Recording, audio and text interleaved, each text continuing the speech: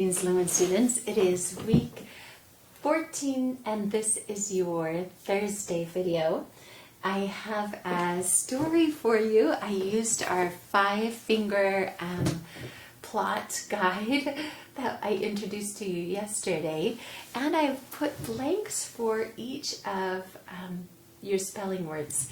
So we have 1, 2, 3, 4, 5, 6, 7, 8, 9, 10 spelling words that you need to insert into this story. It's kind of a humorous twist to a Christmas gift. And let me just read it to you. I will also have this listed under the lessons for this week, so you can fill in the blank and finish the story yourself. I've given you some guides as to what spelling words need to go there. So once there was a little boy, okay, our first item. He wanted a special blank for his family on Christmas Eve. And the word that you're going to fill in starts with a D. One of your spelling words for this week. 3, he blank, starts with a K. They didn't, I missed a word there. Didn't have, sorry about that.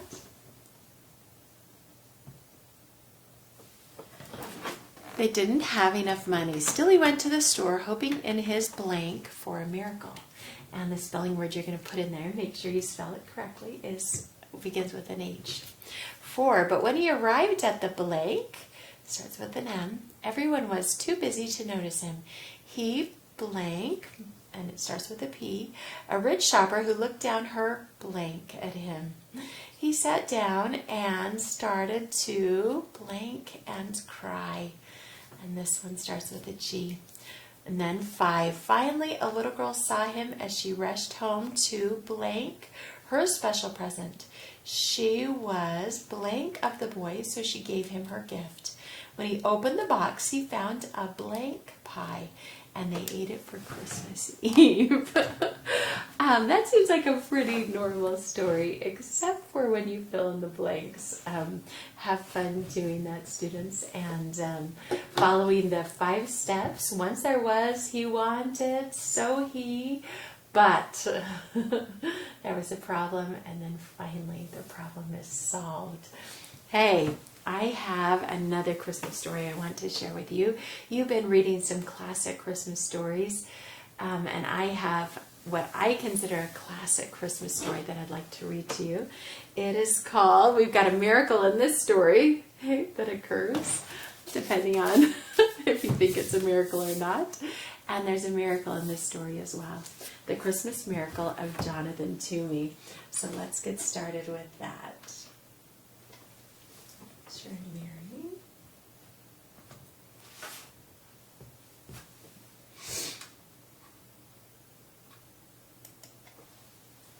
And I'm going to take this down. It's not distracting.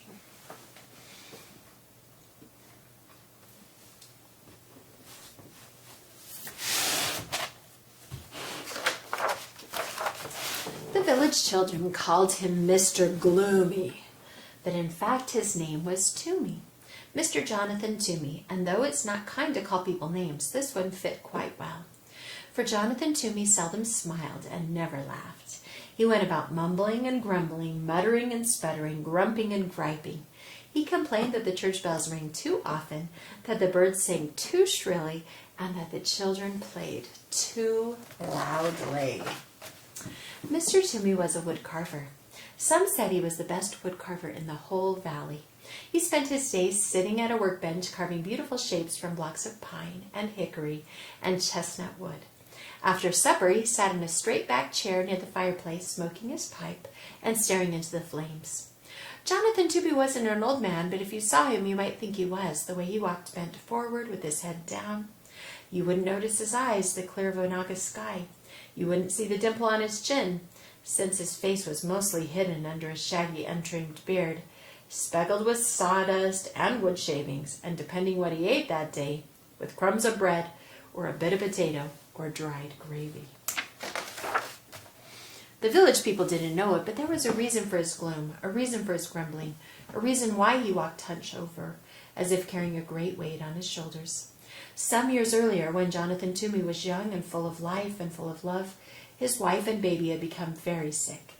And because those were the days before hospitals and medicines and skilled doctors, his wife and baby died 3 days apart from each other. So Jonathan Toomey had packed his belongings into a wagon and traveled till his tears stopped. He settled into a tiny house at the edge of a village to do his wood carving. One day in early December, there was a knock at Jonathan's door. Mumbling and grumbling, he went to answer it, and there stood a woman and a young boy. "I'm the widow McDowell. I'm new in your village. This is my son Thomas," the woman said. "I'm 7, and I know how to whistle," said Thomas. "Whistling's pish-posh," said the woodcarver gruffly. "I need something carved," said the woman, and she told Jonathan about a very special set of Christmas figures her grandfather had carved for her when she was a girl. "After I moved here, I discovered that they were lost," she explained. "I had hoped that by some miracle I would find them again, but it hasn't happened." "No such thing as miracles," the woodcarver told her. "Now, could you describe the figures for me?" "There were sheep," she told him. "2 of them, and they had curly wool," added Thomas. "Yes, 2, said the widow, "and a cow, an angel, Mary, Joseph, the baby Jesus, and the wise men." "3 of them," added Thomas. "Will you take the job?" asked the widow McDowell. "I will." "I'm grateful. How soon can they be ready?" "They'll be ready when they're ready," he said. "Oh, but I must have them by Christmas. They mean very much to me. I can't remember a Christmas without them." "Christmas is pish-posh," said Jonathan gruffly, and he shut the door. The following week there was a knock at the woodcarver's door. Muttering and sputtering, he went to answer it. There stood the widow McDowell and Thomas. "Excuse me," said the widow, "but Thomas has been begging to come and watch you work. He says he wants to be a woodcarver when he grows up, and would like to watch you since you are the best in the valley." "I'll be quiet. You won't even know I'm here. Please, please," piped in Thomas. With a grumble, the woodcarver stepped aside to let them in. He pointed to a stool near his workbench. "No talking, no jiggling, no noise," he ordered Thomas. The widow McDowell handed Mr. Toomey a warm loaf of cornbread as a token of thanks. Then she took out her knitting and sat down in a rocking chair in the far corner of the cottage. "Not there!" bellowed the woodcarver. "No one sits in that chair." So she moved to the straight-backed chair by the fire.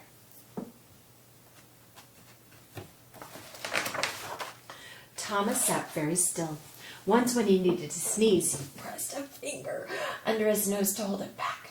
Once when he wanted desperately to scratch his leg, he counted to 20 to keep his mind off the itch. After a long time, Thomas cleared his throat and whispered, "Mr. Toomey, can I ask you a question?" The woodcarver glared at Thomas, then shrugged his shoulders and grunted. Thomas decided to admit yes, so he went on. "Is that my sheep you're carving?" The woodcarver nodded and grunted again. After another very long time, Thomas whispered, "Mr. Toomey, excuse me, but you're carving my sheep wrong."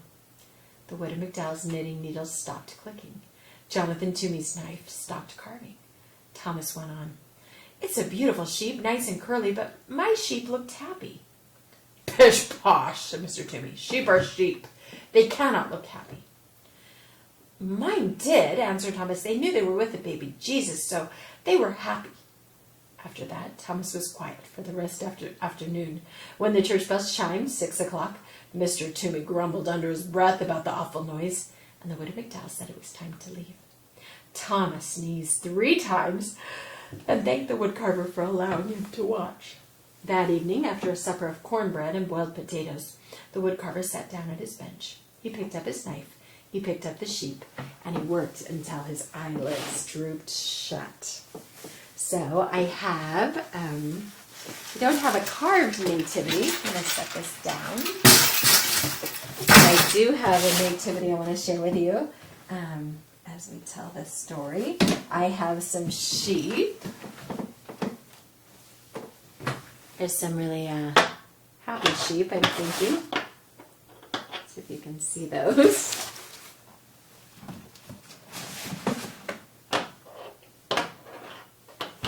Stay. Along with the sheep have, here we go, a donkey,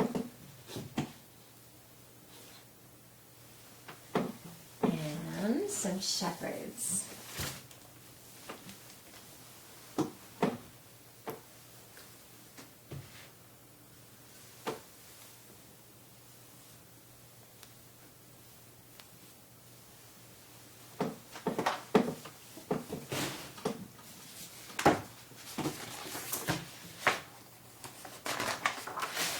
A few days later, there was a knock on the woodcarver's door. Griping and grumbling, he went to answer it. There stood the widow and her son. "May I watch again? I'll be quiet," said Thomas. He settled himself on the stool very quietly, while his mother laid a basket of sweet-smelling raisin buns on the table. "Teapot is warm," Mr. Toomey said gruffly, his head bent over his work. While Mr. Toomey carved, the widow McDowell poured tea. She touched the woodcarver gently on the shoulder and placed a cup of tea and a bun next to him.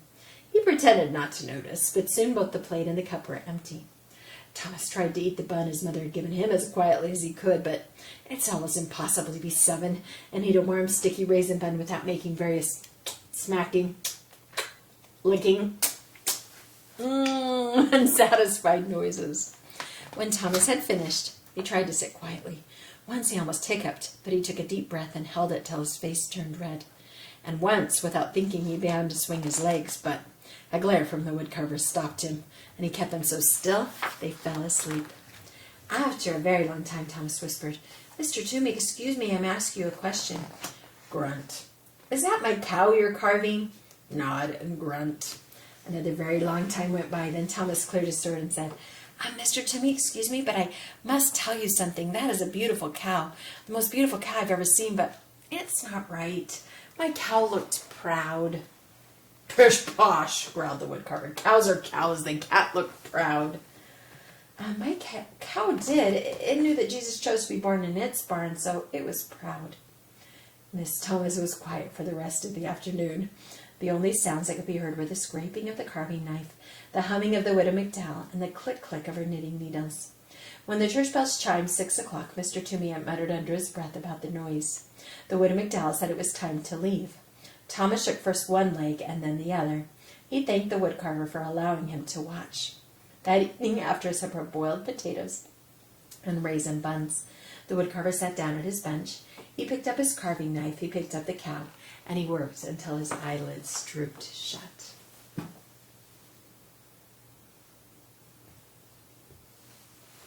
A few days later, there was a knock on the woodcarver's door. He smoothed down his hair as he went to answer it.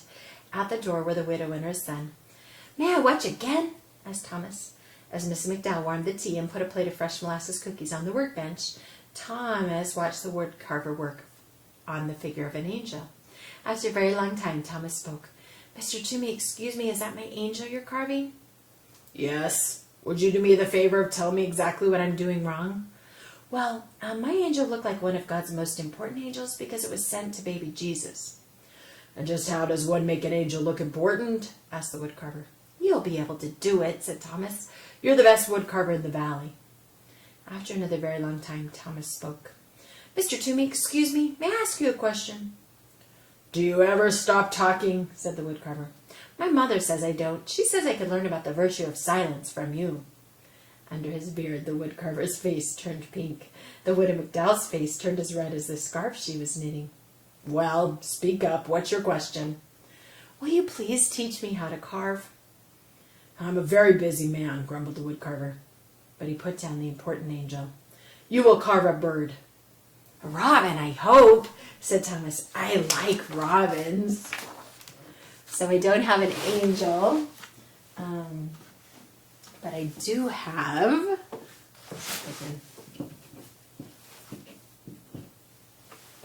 some camel. Don't have a cow.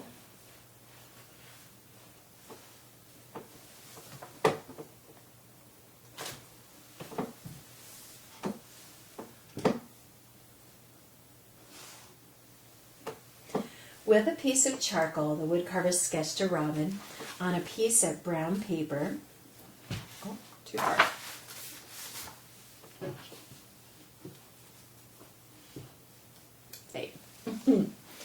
He handed Thomas a small block of pine and a knife. He showed him how to lop the corners from the block and slowly smooth the edges of the wood into curves. Thomas copied the woodcarver's strokes, head bent, tongue working from side to side of his lower lip as he concentrated. When the church bells chimed 6 o'clock, Jonathan Toomey was holding Thomas's hand in his, guiding the knife along the edge of a wing. He didn't hear them ringing. The widow McDowell said it was time to leave. Thomas brushed wood shavings from his shirt. Then he reached out and brushed 2 especially large pieces of wood shavings from Jonathan Toomey's beard. He thanked the woodcarver for teaching him how to carve. Later, after supper of boiled potatoes and molasses cookies, Jonathan Toomey went to his workbench. He thought for a long time. He sketched drawing after drawing. Finally, he picked up his carving knife. He picked up the angel, and he carved until his eyelids drooped shut. A few days later, there was a knock on the woodcarver's door. Mr. Toomey jumped up to answer it. There stood the widow McDowell with a bouquet of pine boughs and holly sprigs dotted with berries. And there stood Thomas, clutching his partly carved robin. While Thomas and Mr. Toomey carved, Mrs. McDowell put the bouquet in a jar of water. She scrubbed Mr. Toomey's kitchen table and set the jar in the center on a pretty cloth embroidered with lilies of the valley and daisies, which she found in a drawer below the cupboard. Next I will carve the wise men and Joseph, the woodcarver said to Thomas. Perhaps before I begin, you will tell me all about the mistakes I am going to make. Well, said Thomas, my wise men were wearing their most wonderful robes because they were going to visit Jesus, and my Joseph was leaning over baby Jesus like he was protecting him, and he looked very serious. It wasn't until the church bells had chimed and the widow and her son were preparing to go that Mr. Toomey saw the jar of pine boughs and the scrubbed table and the cloth embroidered with lilies of the valley and daisies. I found the cloth in a drawer. I thought it would look pretty on the table, the widow McDowell said, smiling. Never open that drawer, the woodcarver said harshly. When the two had left, Jonathan put the cloth away. And that evening, after a supper of boiled potatoes, the woodcarver worked on Joseph and the wise men until his eyelids drooped shut. So I have my 3 wise men.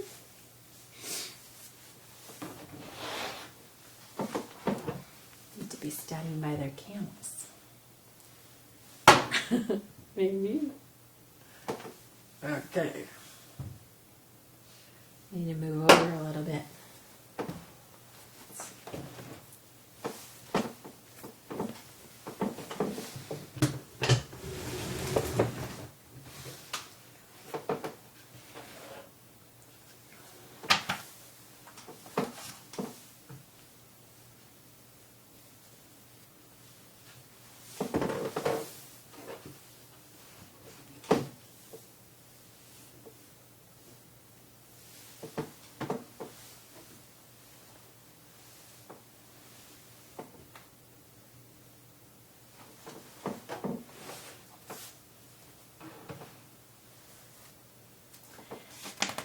A few days later, there was a knock on the woodcarver's door. He dusted the crumbs from his beard and brushed the sawdust from his shirt. At the door were the widow McDowell and Thomas. All afternoon, Thomas watched the woodcarver work. When it was time to leave, Jonathan said to Thomas, I'm about to begin the last 2 figures, Mary and the baby. Can you tell me how your figures looked? They were the most special of all, said Thomas. Jesus was smiling and reaching up to his mother, and Mary looked like she loved him very much. Thank you, Thomas, said the woodcarver. Tomorrow is Christmas. Is there any chance the figures will be ready? The widow McDowell asked. They'll be ready when they're ready. I understand, said the widow, and she handed Jonathan 2 packages. Merry Christmas, she said. Jonathan folded his arms across his chest. I want no presents, he said harshly. That is exactly why we are giving them, answered the widow. She put them down on the table and left. Jonathan sat down at the table, slowly opened the first package. Inside was a red scarf, hand-knit, warm and bright, and he tied the scarf around his neck. The other package held a robin, crudely carved to pine. A smile twitched at the corners of Jonathan's mouth as he ran his fingers over the lopsided wings. He dusted the fireplace mantel with his sleeve and placed the robin exactly in the center, so he could look at it from his chair. The woodcarver did not eat supper that day. Instead, he began to sketch the final figures, Mary and Jesus. He drew Mary, then wadded the sketch into a ball and tossed it on the floor. He drew the baby, wadded the sketch into a ball, and tossed it with the first. He sketched again. Once more he crumpled the paper. Soon there was a small mountain of crumpled papers at his feet.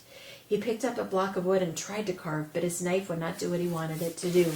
He hurled the chunk of wood into the fireplace and sat staring into the flames. I just realized that I didn't put out Joseph. I think I was supposed to.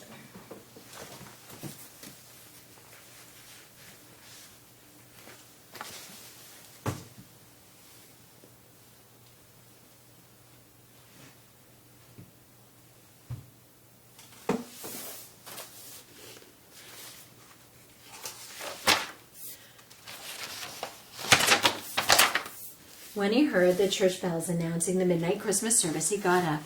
Slowly, he opened the drawer beneath the cupboard, the drawer he had told the widow never to open. From it, he took the cloth embroidered with lilies of the valley and daisies. He took out a rough woolen shawl and a lace handkerchief. He took out a tiny white baby blanket and a little pair of blue socks. He placed each piece gently on the floor. From the bottom of the drawer, he lifted out a picture frame beautifully carved of deep brown chestnut wood. In the frame was a charcoal sketch of a woman sitting in a rocking chair holding the baby. The baby's arms were reaching up, touching the woman's face. The woman was looking down at the baby, smiling.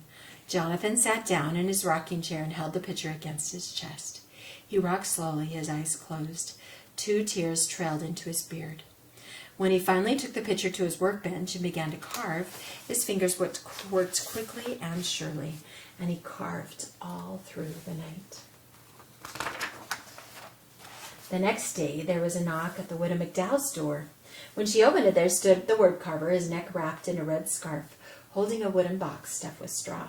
"Mr. Toomey," said the widow, "what a surprise! Merry Christmas!" "The figures are ready," he said as he stepped inside. And from the box, Jonathan unpacked 2 curly sheep, happy sheep because they were with Jesus. He unpacked a proud cow and an angel, a very important angel with mighty wings stretching from its shoulders right down to the hem of its gown. He unpacked 3 wise men, wearing their most wonderful robes, edged with fur and falling in rich folds. He unpacked a serious and caring Joseph. He unpacked Mary, wearing a rough woolen shawl, looking down, loving her precious baby son. Jesus was smiling and reaching up to touch his mother's face. That day, Jonathan went to the Christmas service with the widow McDowell and Thomas. And that day, in the churchyard, the village children saw Jonathan throw back his head, showing his eyes as clear as an August sky, and laugh. And no one ever called him Mr. Gloomy again.